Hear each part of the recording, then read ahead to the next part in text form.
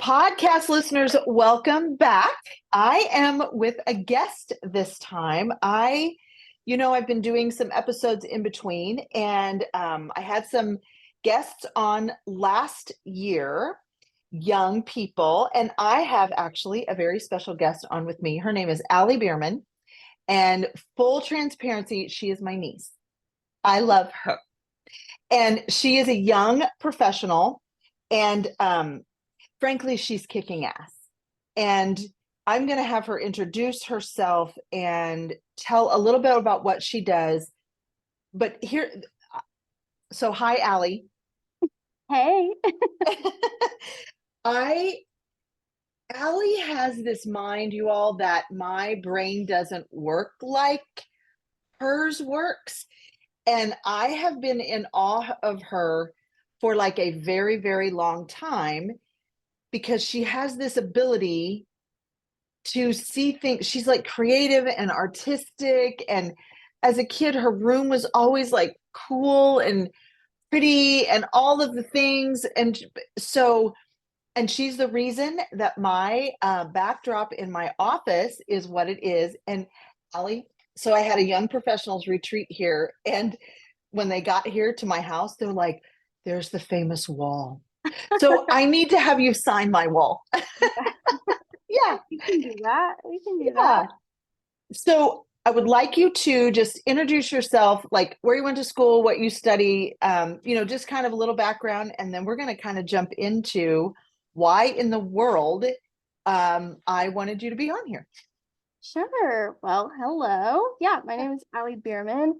I'm originally from the deep cornfields of Illinois, around Champaign, Illinois.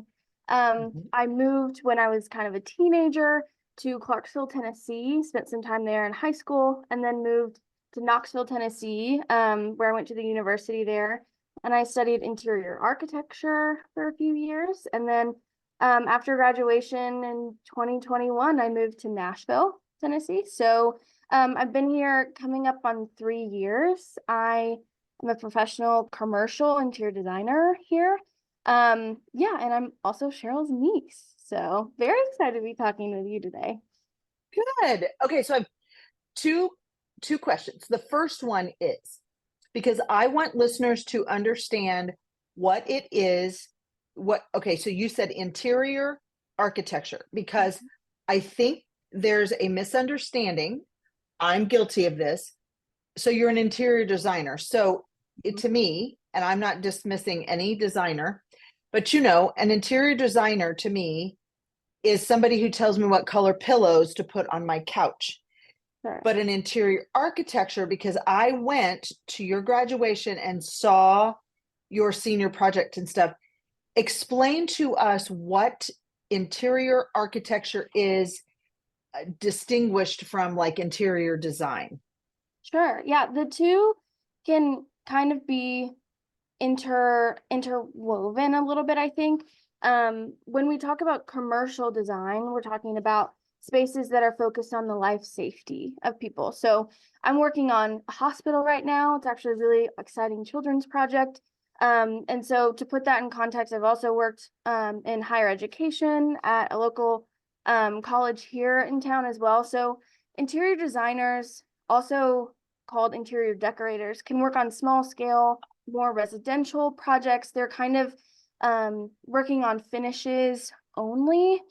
Some designers will work closely with contractors to have drawings, but they're not signing their own drawings and legally allowed to stamp their own drawings. I work for a commercial design firm with other architects, so I'm focusing on larger scale projects and the life safety of the individuals that are in the spaces. So I'm thinking about fire exits, I'm thinking about smoke evaporation, I'm thinking about the flammability of materials. And this past year I actually just took the last 2 exams of my licensure, and so now I'm NCIDQ certified, which is another kind of basis of validity for the interior design profession. It's just the commercial version, basically.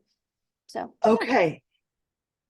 So okay, before we get into the meat of this, because and all people who listen to this know that I ask lots of questions. I Yeah. was at I had a farm workshop last week, and one of the guys, he said something, and then I asked three other questions, and he goes, "What? Why are you grilling me?" And I'm like, "I'm not. I'm just curious."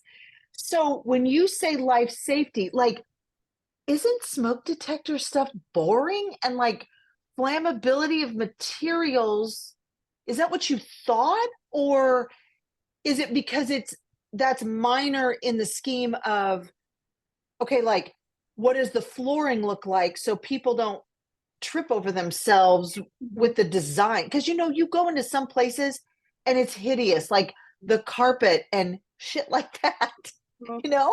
Yeah, I went into design school thinking that I wanted to be Miss Joanna Gaines. I thought that I wanted to Okay. do pillows. I wanted to do trim. My bedroom was painted almost every year for the most part, or at least I got new bedding every year, just to satisfy my little design itch as a kid. UT's program is a lot different than that, and I felt like, there was times where I was like, I should drop out. This is not what I want to do. This, all of these things, a lot of doubt. But I really found, after just studying commercial interiors and commercial architecture, that there is such an opportunity to affect so many more people with your design sensitivity and your design skill than you can in a residential setting. In a residential setting, you're designing for people who live and breathe in these spaces, and everything becomes so personal, and it can sometimes feel Hmm. like less of um a designer's mindset, I guess, and more of the clients. And so in a commercial environment, I I get to have all of these like really intricate challenges and puzzle pieces that I get to put together and make it beautiful. So the spaces that we inhabit every day, I think directly affect our mood, our health, our wellness, especially healing environments, thinking about access to greenery and all of those things. So yes, the smoke compartments are a small detail of it, but that's just an added challenge of, okay, but I want to use this wood feature up this entire, 3-store lobby. But how am I going to make sure that, um, all of these puzzle pieces, how do I work with the mechanical engineers and the electrical engineers and be involved in that construction process? I feel like I get to have more buy-in in the design, in the actual building. And I work with contractors every day. So seeing the things in my head built and function for a building and for a client is really where my niche is, rather than, I could care less what pillow trim you pick because it's just arbitrary. I want to do something that's like evidence-based design and designed to help you and you feel a certain way. So I feel like there's just a bigger impact you can have with commercial design. Yeah. But you did not know that No. until you got to UT Knoxville and went, whoa, there's a Probably, whole world. probably the end of second year. Probably the end of second year. The whole first year, I was like, I don't know what I'm doing. I'm probably not good at this. I mean, no one was. And then towards the end of second year, I started going to more guest lectures. I started talking to more designers in my industry that were mentoring students. And I started getting more involved. And I started talking with people, job shadowing. I had a residential internship second year, did not like it. And Okay. yeah, we had clients come in the office crying because their gallery walls are offset, and I was like, this just can't be what my purpose is. I want to do something bigger. And so, Right. so yeah, that's where I kind of landed. So, Allie, this is fascinating to me because, okay, young professionals, that's kind of this audience. That is the audience that Noah and I started this podcast and talking about these things. So, here's this path that we tell you, the adults, the big adults say, well, what do you want to do? Well, okay, you think what you want to do, but your scope is limited simply by experience. Like Yeah. you can't know, like you without going to UT and being in the program, and again, exposing yourself to an internship and all those things, you could not know that when you made the decision to go there and be in design. No. And Right. the other thing is that no one would have been able to tell me that in high school either. If they spoke that way to me, there was no way that I was going to see that. I had to be in it. I had to watch these lectures. I had to watch the students above me graduate and go to these firms and then talk to them. Like, it had to be a fully immersive experience, and the access to architectural opportunities, even in like minority areas, is just so slim. There's a huge, huge discrepancy of what communities are being recruited to be in the architecture world. And that's a huge disparity. So it's like you have to be so mentored in this industry, bring up, because not everyone maybe they have a wood shop class in high school. There's not tons of drafting programs in high schools left. There's not, they maybe Right. have an art school, but it's such a niche industry that you have to open yourself up to being mentored and to see different possibilities. Because no, you could not have told me that I would care about a fire stair in high school. I would have been like, no, I want to pick out paint and I want to pick out wall covering. There was just no chance. There was no chance. But that's true. I'm sitting here thinking that's true in life of everything. I mean, many years ago, when I graduated from college and I had an education degree and I went in to teach my first class, third grade, I was like, I don't even know how to take attendance. They don't teach you that in college. And I couldn't have, like, it wouldn't have connected. And so the key piece is you weren't ready for all the information until you were ready for the information. Yep. And that's the beauty of this journey of life, right? Where it's this path it's just this path. So listeners, one of the reasons, the reason that I called Allie and I said, I need you to be on the podcast, because I've spoken about this before. Our family does a year in review, and I read Allie's year in review, and my goodness. Anyway, if you ever have the chance to meet her, you should. There was something that you wrote in your review, because you've been at your firm, you just studied your ever-loving tail off and passed all of the certifications the first round. That's not small. And then you said in your review, well, the honeymoon phase is kind of over in my job, and so do I. I think something to the effect of, so does that mean I need to start looking for a new job, or do I stay where I am and bloom where I'm planted and learn some new things? And I was blown, like, I'm going, what the hell are you thinking? Like, you love what, and then it hit me. There's this, okay, how do you live an adult life? Because now, like, there's an end to junior high, and that it's finite. And then you go to high school, okay, and that's done. Then you go to college, and now you've entered this thing we call life and adulthood, and you go, okay, well, so tell me what was behind that. Like, let's talk through that a little bit, because Allie, you are not alone in this moment. And might I say, you have parents who, taught you things or whatever. But again, it's like you just said with college, you could not have known what you knew until you got there to tie the experience, just like grown-uphood. We think we tell our kids stuff. So talk to me about that, because you're not alone. Yeah. I've done a lot of work with mentoring for young professionals. Even at the same time where I was a year out of school, I had an organization where we just all talked about those things. And so I definitely know that there's so many people who feel the same way. I think my perspective is a little unique in the fact that first of all, I have very driven parents. And so there's a very driven, work ethic minded perspective that my whole perspective is just work ethic and grinding and a challenge and shaping yourself from hardship or growth, whatever. I got really lucky. I worked really hard in school and I got my job before I graduated. I graduated May 8th. I moved to Nashville May 9th. You were there. Yes, you did. Yes, we moved you in. I mean, Yep. like loaded you up from graduation and we went, take your cap and gown off, girlfriend, and put on your moving boots because here we go. Because Dad's only bringing the trailer down once and he's One here time. for graduation.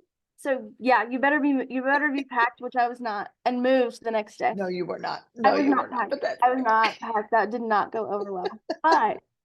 But the moral of the story is that I moved very quickly and I came into this job and felt so supported, felt so loved and cared for, and I have felt so stable in this job through even just like, I don't know, they just were so goal centered from the first few days.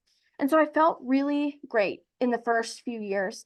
All of these challenges, I was being met with answers and mentorship and all of these things. And I was also watching all of my friends hate their first job and want to leave and not feel supported and everything. And I was like, I had conversations with my dad and I said, I know that your first job is not supposed to be your last. Like, I know that growth is exponential and sporadic and comfort is the enemy a little bit. And I happen to be extremely comfortable and lucky, and I don't know what to do because I think I landed the best job in Nashville on accident my first try, and now how am I going to grow? Now how am I going to, like, this comfort zone was completely like, I was surrounded by all of this calm water and I'm just kind of looking over my shoulder the whole time, like, when's the pin going to drop or the other shoe going to drop? Like, what am I supposed to do now? And that's where this year in review, I kind of reflected thinking about like this honeymoon phase. I love to grow with other people. I love to be challenged, all these things. But, do I need to learn from other people? Do I need, you get restless. We even talked about this at church the other night. But it's like you get this restlessness of like, where does this all come from? Because like you said earlier, we were talking last week, I had this analogy where high school is that set amount of time. It's a sprint. College is a sprint. These hardships are just quick, fast, and dirty. And you just get it all out. You work out the kinks and then you graduate. And then it's like this open road. And you're like, how long is this? It's an forever. Yeah. When does it stop? Is this an ultra marathon? Is it a regular one? When's the next fork in the road? I can't see it. And all of the pack who had been running with you this whole time is starting to find their own pace groups, and you're just kind of there running in the quiet. You don't know when you're going to see the next person or see the next pitfall. And so you listen to other people who are like, oh my gosh, there's something scary over there. Avoid that. There's something, you need to prepare. You need to have an emergency fund for when something happens. You need to prepare for the things you see ahead. But all of those things, you're just trusting that other people are guiding you in the complete right direction, right? When you're the one running your pace, but you're trying to listen to all of these other people who are telling you what's up ahead. And it's like, okay, well, I can do this. I can prepare all I can, but I still feel alone. I still feel too comfortable. I still, all of those worries, I think, in when you're running by yourself. So that self-talk comes in at that point. And Allie, the interesting part is you're running by yourself on the race, but you know that everybody else is running the race too. Like there's, if you've been to a race, everybody starts it's like hundreds of people at the starting line. There's all this energy and you're like, okay. And then you get going, right? And if you're on the 5 mile, high school sprint or college sprint, but so you're out there on the road alone, but you also know there are people ahead of you, behind you, everybody's. What a phenomenal analogy. And Okay. And so part of it is, okay, you're running the race of your job, right? And it's interesting you say comfort, like you're almost afraid of comfort. Now, Mhm. part of that is your family, part Yes. of that is your mom and dad, Yes. because, you know, there's fear in getting comfortable because then you get lazy and slothish and all that. And that is unacceptable in our family. I mean, we wear badges of honor for all the productivity and work we do because, dear Unacceptable. God, unacceptable. I mean, and which we're going to come back to that in just a second. Okay. And so it's this, you're in, okay. So I didn't realize that you were, your friends were uncomfortable and realizing their jobs weren't what they thought they were going to be. And yours is really suited to you at this time. And the challenge that you had through this certification exams. Okay. So that's your hard stuff while you're on this race doing your job. And then there's all these life things like, okay, have an emergency fund in case you have to have dental care. Let's just, talk about that, Yes. which we talked about, folks, before we jumped on here. But um and so and I think that's what it, because nobody told you that. Like nobody said when you graduate, because everybody's like, get your job and here you go. Well, true. And but as you're doing your job, okay, you've got to go to the dentist and you got to buy groceries, and you have to feed yourself now 3 times a day, Yes. and Yeah. you have, There's there's yeah, there's a point in time where, to go back to the running analogy, because my brain is obviously very visual, but it's like yes, there's a time where you might go off course a little bit, and your parents and your community or whoever is supporting you is around you to like kind of shove you back in between the lines. Like, no, no, no, no, no, like keep going. Like we see you, we're supporting you. uh-huh. And they kind of just use their little like, I think of like, Mary Had a Little Lamb, like their little, their little posts, and they just kind of nudge you, they're nudging you in the right direction, right? And then at some point, your parents stop having an opinion about these things. You're like, I can call my parents sometimes and they'll be like, Allie, this is up to you. Like, this is not our decision anymore. We can have an opinion, but our opinion does not need to be yours. And you need to decide that for yourself. And I'm like, are you kidding? You put me on the road this whole time, right? And then everyone tells you, oh, go get it. You need a job before graduation. I was like, okay, check. I did that. That was almost impossible, but I Hmm. did that after COVID. My gosh. And then Yes. they're like, okay, well, you're definitely probably going to hate your job. So like be ready to move, not too soon, but not too late. And then, do this perfectly and, build relationships with other people. And you're just like, okay, okay. So the question becomes, what do you do in the situations where, yeah, you were not prepared? How do you Right. manage to go to the dentist in the middle of the day? And how do you, those little things you need to be sure of yourself of. And like, who teaches you to do that? I missed the Well, memo on that one. you missed the memo. Well, and you have to be sure of yourself. No, you don't. Because Allie, I'm 56 and like, I'm not sure of myself on stuff and on many things, right? And so it's but our world, and I believe this with young people, we've told you that you have to be sure of everything and you're not supposed to fail and you're supposed to do it all right the first time, and that is not true. Mhm. Now, you made a comment which I want to go back to. Your parents have been there all along and keeping you on the path, and then at some point they say that's not our decision to make anymore, and you're going, whoa, whoa, whoa, you should have notified me and sent me a memo that on January 1 of this year, that's when this will happen. Yes. Because, right, because you've relied on them even though you wanted to be independent.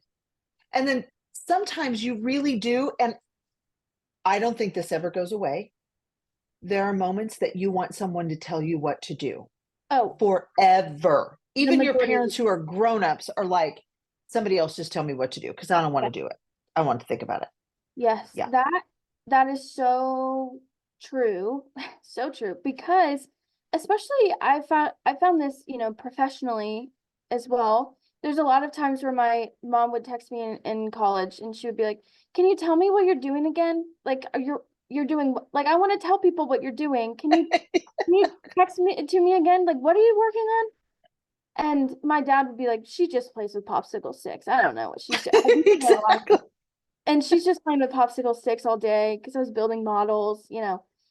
And there comes a point in time where I know better than them for these professional things. It's like, no, I know the context of this situation better, but I have to Mhm. trust that I know that and that they've set me up to do something to make the right fundamental decision, but it's really up to me. Or like recently financially, you know, I always grew up thinking, oh, my dad's he's a CFO. Like he's a money genius. He was born that way. And he's like, he showed me how they budget, whatever. He got me set Yeah. up. And he's like, I mean, you can do it however you want. This is just how we do it. And I'm honestly not even sure if it's the best way. And I was like, you're actually, you can't tell me that. You can't tell me that you're not the expert because I need you to be the expert. He's like, no, we're growing every time. It's not a perfect month every month. It's not a perfect year every year. How, you know, it's up to you to course correct. It's up to you to do all of these things. And so I think that can be Yeah. overwhelming when you just graduated. You're trying to Mhm. figure out, a place to live. You're still living with other people. And all of these things are hitting at once. All of these big decisions are hitting at once. And how you define yourself in the times that are not stressful is the most important part. You can I am great under pressure. I work better probably under pressure, but my work ethic or my, resolve kind of is Mhm. tested more in those quiet, alone times, like when I'm running that race and it's really quiet, and my parents have said, I don't know, figure it out. And that's where you create the routine of, okay, I'm going to go to the grocery store on Sunday. I'm going to prep these meals. I'm going to set myself up to have other things in life be a little bit easier so that when these big decisions, like, a dental appointment this afternoon that did not go well, come up, I know that at least I have groceries. At least I cleaned my room, at least cleaned the house. All of those things are put in place because it just can be overwhelming. It can be overwhelming all at once. It is on the road in the race, and I have run 2 half marathons, Mm-hmm. and um, it isn't when you're pacing with other people that your gut, it's the gut check. It's the lonely road where it's only you, and there's nobody else yelling at you. There's nobody else cheering you on. There's nobody giving you a banana. There's No. nobody. It is you relying on what you've learned in the race up to this point, knowing you know what you know up to this point, and and to trust yourself, right? And so that's this part of life, and I think that's what's happening in this first 1 to 3 years out of college in your job. Mm-hmm. Because the other thing, Allie, is think about it, for your whole life. Now, let's be honest, your dad is a very confident man. Um, and I can say that because he's my brother and I love him. Uh-huh. And and you do look at him and go, he's the expert. He knows, because that's what you've lived, that's your role model, that's you've watched your parents, and then all of a sudden to go, oh, you mean there's another way to do it besides that way? And so then the decision in you or any other young person is to say, am I 100% my dad, Ken Bierman, Mm-hmm. or do I go, oh, I like he did this and this, but you know what? I'm going to be Allie Bierman. I'm going to define me, because at some point, if you marry, have children, etc., or even roommates and professionals, you took what you wanted from him and your mom, and made it your own because of the base you had, and then you grew it based on your experience and professional life. And it is, as a mom, I will tell you, it is fascinating to think about my kids as adults and go, I really want to be around them because they know shit I don't know. And I want to learn from them. It's the coolest, but it's also weird as a kid who's going, kid, I say 23 or 4, and you're like, oh, I don't have to listen to them 100% like I did when I was 18, and I'm not going to get in trouble. Mhm. Right? Yeah. Yeah. I think there's like this moment, I think everyone talks about it. It's well documented that at some point in time, you learn that your parents are human, right? And Oh, yeah. you understand that even your coworkers are human, and the people that you work with are just trying to do the exact same things you are. So it's like Yes. my principals at work, they have a million kids between the two of them. They're going home after the same day I had, exhausted, making dinner, doing all these things. I'm doing that at a smaller scale for myself. They are just trying to do the best that they can with the information that they have. And sometimes you don't have, like you talked about in the beginning, I think there was one example of I had this kind of conflict that I was working through, and my friends have been telling me for weeks. They're like, Allie, this is what it is. This is the solution. Like, stop talking about it. This is the solution. I was like, I can't. I don't know. I'm one of those people. I need to see the cube from every single side to see. I'm like, I need to see everything to make a decision. Mhm. And I think that it's a control thing. You just have to let that go a little bit. But I think last week I had this snap moment where my friend was like, Allie, for the last time, this is what it is. And I was like, oh my gosh, you're right. And you don't have the you might have the information. People might be telling you this information, but then all of a sudden it just clicks one day because you have wrapped your mind around it. You're Mhm. ready to receive that information, and things kind of, the fog clears a little bit. I think in Yes. this race thing, I think you forget that there might not be obstacles that make you trip, like Mhm. family emergency, a loss of a job, a loss of like your housing situation. Like all of these things are big obstacles that you are falling down, having to pull yourself back up. But there's also this weird fog that just might appear, right? So there's just like, it just might be cloudy or it might be dark or something, and you just have to get through it. And I think we underestimate, as like young professionals and Gen Z in general, you underestimate, like, you have to wait sometimes, and just like the problem will sometimes resolve itself by time, and there's just Mhm. not much you can do about that. um but this race has always been a sprint, and you always have been able to fix the problem within like a week or two. But some of these problems, it's 9 months, it's next year maybe this Right. will resolve. And Or that it's lifelong. or Yes. how long, and like sitting with that and accepting that. We talked about that earlier, again, with my tooth. There's Yep. an acceptance phase where you're like, I'm going to take the afternoon and I'm going to be annoyed, probably mad about this, but then I have to understand, what's the financial burden of this, what is the time commitment of this, all of these things. So you end up just having to problem solve in a different way because you don't have Yeah. people just feeding you answers or telling you what to do. So, And there's no class for that. There's no book nope, learning for that. nope. And we so I talked about this, the difference between wisdom and knowledge, and or knowledge and wisdom.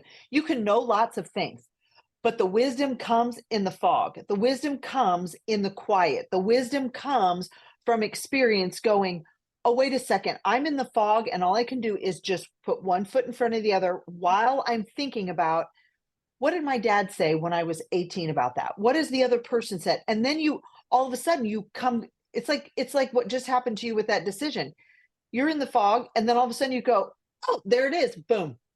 And that's the wisdom of life that comes. And you're right. And it we are not a patience society. No. And now my generation is a little more patient because we did not have instant like the younger generations. I'm not talking, that's not a judgment. It's right, wrong. It's not, it just is. Technology has speeded up the pace of everything. I heard a speaker a week or so ago, and he talked to us about the reason that we can't listen well is because our brains are actually unable to process all that's coming into us all the time.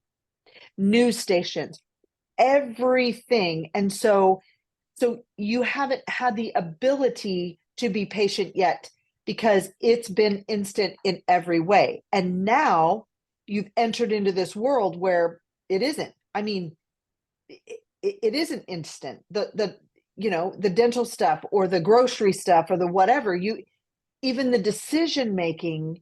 And I think I think that's part of the, like, what the heck happened? I graduated from college and everybody said this was going to be great. I'm like, oh. So I tell people they want to graduate early. I'm like, don't do that. Don't No, do that. don't do that. Like, don't, because Don't do you're that. going to enter into this world faster when it's not all that's cracked up to be. Unless and until, in my opinion, you learn to live in the ordinary. Like, just like you said, okay, I'm going to go to the grocery store on Sundays. That's going to be my plan. And I'm going to meal prep so I don't have to think about it. Yep. And, it's those moments, that's the acceptance part of it, right? And the challenge for you with your job, because you're growth minded, because you need that and that drives you, my guess is, and I know this, you will do other things. You're on a board, a national board, right? With your industry, and there will be other things that will challenge you while you're doing your job that you love, because you need that. It's not that your job is the honeymoon phase is over. It's you've recognized this about yourself, and now you've got some more experience to go, where do I find that? I And think, with whom? yes, it's knowing, my brother graduated early from college. He was really successful, but there was also times where he thought about, I'm graduating and, my friends aren't done yet. So I have to move to this new city by myself and do these and start this adulting life by myself. Now, he was a lot more suited to that because he's really independent thinking. But in my case, I think I was looking forward to graduating. I wanted the 9 to 5, which is a lie. It's 8 to 5. No one tells you that. It's 5. It's a Right. problem. But people say 9 to 5. Dolly Parton was wrong. It's 8 to 5. It is. And I think, you have to be able to find that piece, because I had I compare loosely, I compare design school to med school in the way that it's very concentrated. You're only doing design for 4 years, basically. So I graduated and I was like, I hope one day I don't have to work after 5 o'clock. That was my goal, because in college I was working until 2 or 3 in the morning every night for 4 years. It was unsustainable. Right. But then you get off that, treadmill going at 9 speed running, and then you're just in this kind of place. And I think if you don't take the time, and it took me like 2 years to probably really get my groove, but truly 2 years, which if somebody said that to me, I would have had a really difficult time with that. But it took me 2 years to, number one, furnish my house the way that I wanted to. I've thrifted almost everything. But it took me 2 years. It took me 2 years to be introspective enough to understand where my gaps were. Because, and if, number one, if you're not in therapy, everyone needs to be in therapy. But it's if you have to understand where you are lacking so you can bring other people in to help you prop you up in that, I think. Right. It takes time to know who those people are. It takes time to recognize that I do need more stimulation at work, and that I do need to be I need to exercise this part of my brain and this part and like all cylinders for me to feel fulfilled. Right. But I don't need to be reactive in that decision and be like, I have to quit my job. I think I like it too much. Like what you have to really, you have to really dig in and say, what is it that makes me want to do that? Right. And you have to take Well, time. and the other thing is, okay, so think about it. It took you 2 years to get your feet. Okay, so you're going to jump to the next place, and in about 2 years, you're going to go, wow, it Right. took me 2 years, and then you keep going. So that's where it's time. You cannot rush it. And your dad says this, you can't skip the steps. Oh my gosh. If No, you his skip whole, the steps, yep. you have to go back to the beginning at some point, and better to do this slowly and intentionally, and learn that learn to pace yourself in your race, your marathon, and know when you need to speed up and run next to somebody, know when you need to drop back and run by somebody different, or know when you need to run quietly on your road, hit some fog, hit a turn, and then come out on the other side and go, okay, I'm gonna take a little break here. So it's just, and I, gosh, Allie, this I could not have scripted this conversation any better, and any better. Wow, thank you. Yeah, of Like, course. wow. It's something that I love to talk about because people don't talk about it enough. You're with your friends and you're having fun and you're doing all these things, planning to do movie nights or whatever, but is anyone really talking about like, hey, I'm really struggling because I don't know what to have for dinner. I don't know what to cook. I don't know how to do my taxes. I don't know. What are we doing? Are we using Right. laundry? Are we using fabric softener? Or are we not? Like what those really fundamental things. Yeah. It's you Yeah. yeah. And yeah, you And just have to we talk about it. You have to talk about it. and here's the thing, based on, I mean, text messages I get. I was at a conference last weekend, and I wrote down when I got home, there were 6 different young people who said to me, can I call you later? Yeah. I want to, and so everybody's on the marathon, everybody's on it, but nobody's kind of going, okay, wait, what do you buy feta cheese? What's the difference? And Yeah. what are you having for dinner? And should you know, Mhm. I listened to a podcast this morning. We make 35,000 decisions a Oh, day. mhm. And so how many can you pre-decide to make? So you have to make less. So anyway, oh my gosh, can you believe we keep this at 30 minutes, and we're there. We're there. I Um, I have never yes. been known to be the quiet one of the family. I think you of all people would know. I was always at the adult table. I never Always. shut up. So I love to chat. Love to Yes. chat. Well, here's what I would like to say, that I'm going to have you come back another time, kind of a part 2, Yeah. because this is a good conversation to keep. It's an ongoing conversation, right? It's what are those little sprints along the way, and so forth.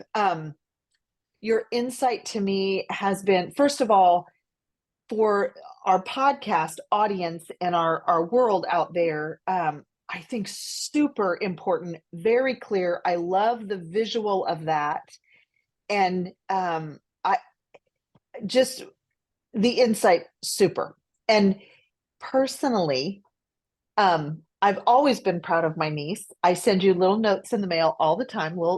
I send mini cards, Mhm. and um, I continue to be impressed with you as a young professional, and what you're doing, and the way that you can speak about it, and the passion and all of that. And you're not alone in this race. And I'm just proud of you for the fortitude, and working through it all, because and learning the part that you're learning, because you are open to the growth, which makes a huge difference, because when we're resistant, it's going to happen to us anyway.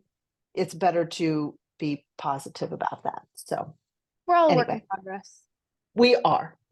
So, okay, you're going to stay on here for just a minute, but podcast listeners, you know the drill. Subscribe. What is it? Subscribe, like, leave a review, and please message me if you have questions or have follow-up to this and want to hear more because I want to hear that. So until next time.